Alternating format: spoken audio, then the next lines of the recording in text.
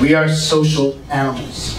We organize in clusters: the tribe, the group, the clique, the pack.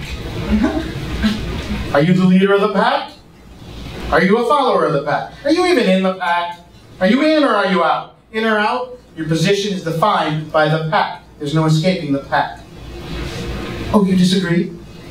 A very wise old, slightly stale cookie of fortune once told me, society prepares the crime, the criminal commits it. Smart cookie. Society prepares the crime, the criminal commits it. You think you're a loner, a drifter, a nerd, a hermit, a phantom, a recluse, an exile? You think you're orphaned, a reject, a castaway, an urchin, a solitary, isolated, friendless individual? Or maybe you're one of those samurai without a master, wandering with only your sword and your personal code of honor. Let me tell you something. Maybe once, long ago, a true original, some original, the original, blazed the outsider's trail, but by now it's society maintaining the road less traveled by, keeping it mowed so it can be walked with relative ease. The outsider is not original, and certainly not free of the pack. You're only performing the role the pack has assigned you. Oh, but not you. You're cool. You're a rebel without a cause. You're an alcoholic, for starters. Well, who isn't? You're a junkie too? Join the club. You can't hold a job or sustain a relationship? Our name is Legion, for we are many. Everyone's a maverick these days. Everyone's original. Everyone's individual. Everyone's breaking out of the conformist mold and following their bliss. Be a nonconformist. Everybody's doing it. Hop on the nonconformist bandwagon, why don't you? Hipsters, nerds, cowboys, bikers, steampunks, sluts, rednecks, masochists, hoarders. Everyone's comfortably misunderstood in their little coterie of alienation. Everyone's different these days. Look at all the tattoos and piercings. The entire world's a circus freak show. I pity the generation of children who 40 or 50 years from now will be taking their first swimming lessons at the Y or the Jewish Community Center, a rite of passage that's traumatic enough, without having to see all the grotesque 80 and 90-year-olds who be in the shower sporting pierced genitals and nipples and droopy hooped earlobes and indecipherable tattoos sagging in folds like sails on a becalmed boat languishing in the middle of the ocean. Sagging, wrinkled freak flags as useless as the shriveled, self-mutilated epidermis and genitalia they decorate. Who was the idiot who said, let your freak flag fly anyway? The whole idea of the freak flag is an oxymoron. What the hell's a freak doing with a flag? If you're waving a flag, you're either surrendering or you're a patriot. If you're surrendering, you're a prisoner, a captive, a slave. If you're a patriot, you've been indoctrinated. Another kind of slave.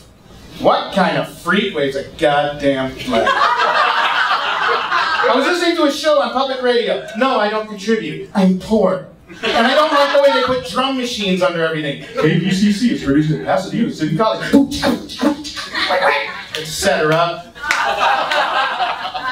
And on this public radio program I was listening to, Thomas Frank of The Baffler and Sarah Vowell of This American Life were discussing what coolness was. I think this was the moment coolness went from being an attitude to a flesh-eating virus. Yeah. And Sarah Vowell said something like, Sinatra wasn't cool because he didn't care. Sinatra was cool because he was sad. And that was true. That was in fact spot on. And the fact that someone had studied and pondered coolness to such a degree of profundity and pinpoint accuracy was at once so impressive and yet so repulsive to me that the facts that I didn't own a gun and didn't know where heaven was the only thing preventing me from finding God who had created coolness and shooting him in the face. Did it ever occur to all you wannabe James Deans and Charles Bukowskis and Sylvia Plaths and Amelia Earharts and noble savages and postmodern cyborgs that this individuality thing is a bill of goods we've been sold? Is it not entirely possible, even likely, that the whole originality, freak, follow your own code of honor trope is just a distraction? That it distracts us from calling out on the carpet the real freaks? The clinically, criminally insane sociopaths like your Koch brothers and your Dick Cheney and your Mitt Romneys who hover above the pack, manipulating things to their advantage because they have no consciences.